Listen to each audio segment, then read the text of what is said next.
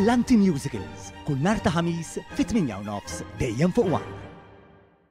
Flaqa fil-Berġ ta' Kastilja mal-Kummissarju Ewropew għall-Agrikoltura Janusz Wojciechowski, il-Prim Ministru Robert Abela innota kif fondi pubbliċi u oħrajn Ewropej qed jintużaw f'inizjattivi li jinvestu fil-bdiewa u fil-qalba favur metodi ekoloġiċi fis-settur tal-bidja. Bosta skemi ġodda jinċentivaw prattiċi sostenibbli fis-settur agrikolu, qasam importanti li garantixxi s-sigurtà tal-ikel, saħaq il-Prim Ministru u jinnota sfidi kurrenti bħal gwerra fl-Ukrajna u l-konflitt fil-Lvant Nofsani. Bil-190 miljun euro allokati għal pajjiżna mill-Baġit Ewropew, il-Gvern diġà introduċa numru ta' skemi li għajnu direttament lil bdiewa fosthom li aktar żgħażagħ jitlu jaħdmu f'dan is-settur.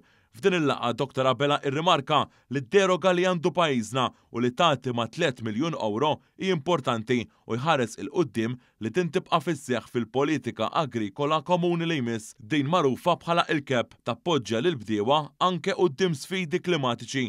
Il-Prim Ministru Malti aċċenna li anke fuq is-settur agrikolu il-karatteristiċi partikolari ta' kull stat membru għandhom jittieħdu in konsiderazzjoni. Dr. Abela irringrazzja lill-Kummissarju Ewropew li rikonoxxa l-isfidi ta' pajjiżna fil-qasam u laqa l-fatt li l-Kummissjoni Ewropea qed timbotta qafas mibni fuq għanijiet fit-tul marbutin ma' sostenibilità fil-qasam tal-agrikoltura. Preżenti għal din il-laqgħa f'Kastilja kien hemm ukoll il-Ministru għall-Agrikoltura, is-Sajd u Drittijiet tal-Annimali Anton Refalo.